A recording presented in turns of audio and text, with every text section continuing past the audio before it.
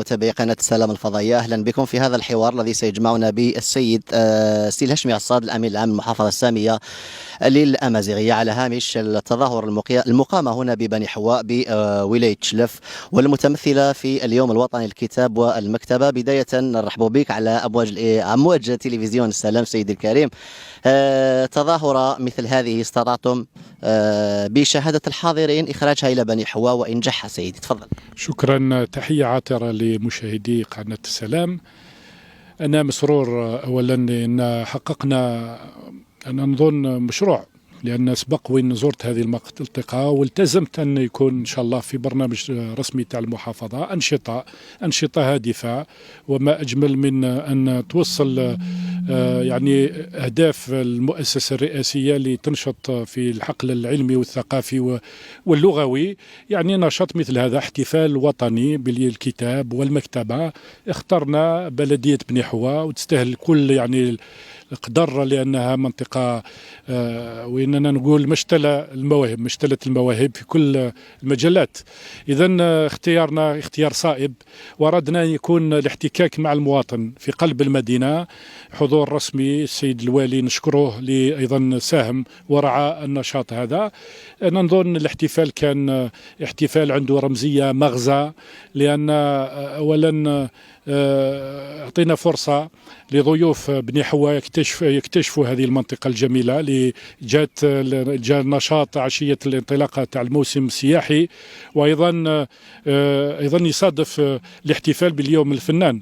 إذا احتفال مزدوج، بالأمس كان الاحتفال بيوم الكتاب، واليوم 8 جوان الاحتفال بيوم الفنان.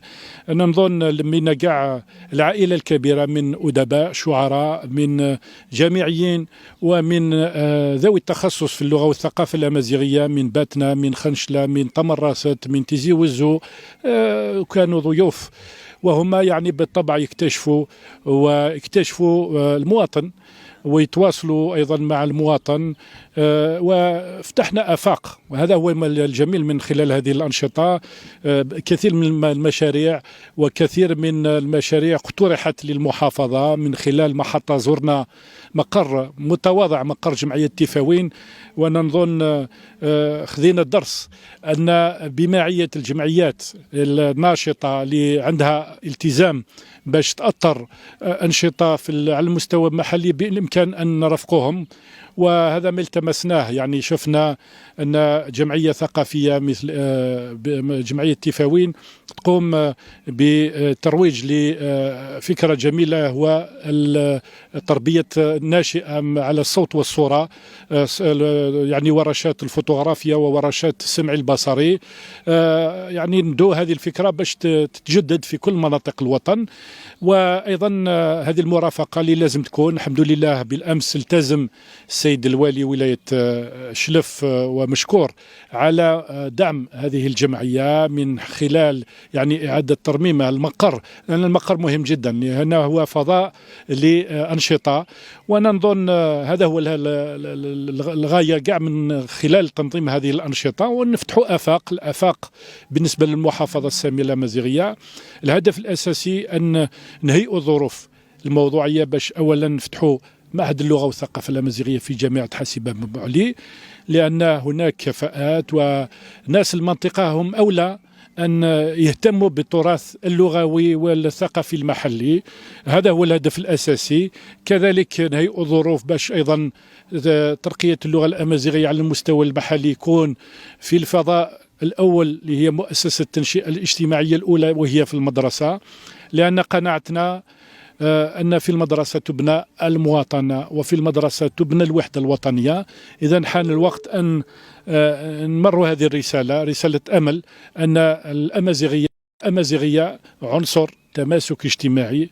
ما يقدر ولا واحد يقول أن اللغة الأمازيغية تكون سبب في التفرقة، ولا. نظن هذه هي الرسالة القوية. احنا نساهموا في تقوية اللحمة الوطنية، ونساهموا أيضا في التعريف بالثراء والتنوع هذا اللساني والثقافي. الجزائر بتعددها واحدة وموحدة إن شاء الله. سي الهاشمي عصاد، حديثكم عن ترقية اللغة الأمازيغية، وتكلمتم أيضا على تدريس هذه اللغة والتعميم التدريجي لتدريس اللغة الأمازيغية هنا بولاية شلف. عدة بلديات استفادت من فصول تعليم هذه اللغة في مختلف البلديات، حتى البلديات الناطقة بغير لسان الأمازيغي. تعميم التدريجي هذا يعني ما هي الآلية، وكيف ماذا عن جديد تعليم هذه اللغة ابتداء من سبتمبر المقبل، بالإضافة إلى فتح قسم اللغة الأمازيغية بجامعة حساوب.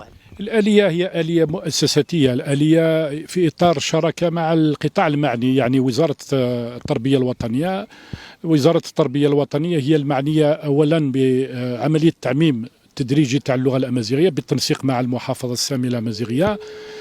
هناك يعني لجنة مشتركة، وهناك أيضا لقاءات تشاورية، وكان لنا شرف أن عملنا في إطار لأول مرة ورشة خاصة باللغة الأمازيغية، يعني في إطار الندوة الوطنية التحضيرية للدخول المدرسي المقبل 2023-24، وين القطاع المعني التزم أن يكون تطوير تدريس اللغة الأمازيغية وتعميمها، لأن هناك خريطة يعني وين نعرفوا تواجد اللغة الأمازيغية على المستوى الوطني وعلى المستوى المحلي في شلف.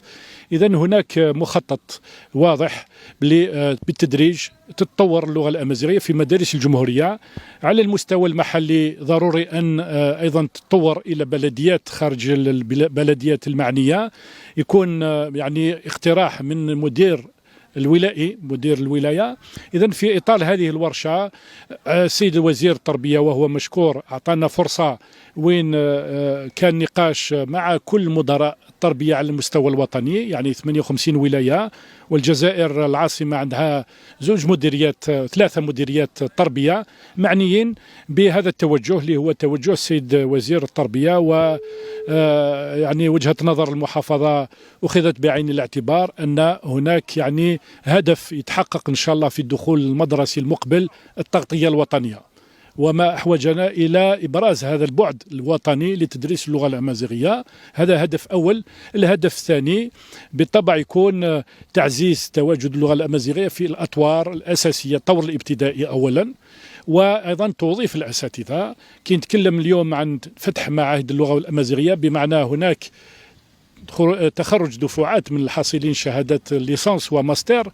وأيضا ما نساوش المعادلة أن هناك جديد مع قسم اللغة والثقافة الأمازيغية على مستوى المدرسة العليا للأساتذة، وهذه السنة في جوان هذا إن شاء الله تخرج 5 دفعة، وهم أصلا من ولاية شلف ومن ولايات أخرى، وأصلا يعني اللي راحوا يداروا تخصص لغة وثقافة الأمازيغية ما يتكلموش اللغة الأمازيغية. إذا على مدار 3 سنوات يوليوا أساتذة اللغة الأمازيغية ويتوظفوا. إذا عملية التوظيف عملية تطلب أولا كفاءات بالطبع. الحمد لله أنا نظن هذا هو يعني المسار التطوري والمسار الطبيعي اللي لازم نمشيو به. أولا نثبتوا الخطوات ونقيموا التجربة مشات 28 سنة. إذا أنا نقول يعني هذه فرصة باش نأكد على فكرة أن يعني المجهود اللي دارته المحافظة السامية الأمازيغية لا تراجع عن مكاسب الدولة الجزائرية. دستور نوفمبر 2020 حسم نهائيا في مكانة اللغة الأمازيغية، وهذه مهام المحافظة. أولا إعادة الاعتبار للغة الأمازيغية، ثانيا ترقية اللغة الأمازيغية في إطار منظومة التربية الوطنية ومنظومة الاتصال. إذا نرانا فيها إن شاء الله. إن شاء الله. شكرا جزيلا لكم سيدي الكريم السي الهاشمي عصاد، الأمين العام للمحافظة السامية الأمازيغية. نشكرك، إن شاء الله تكون لقاءات أخرى ولما لا إن شاء الله. شكرا جزيلا. شكرا.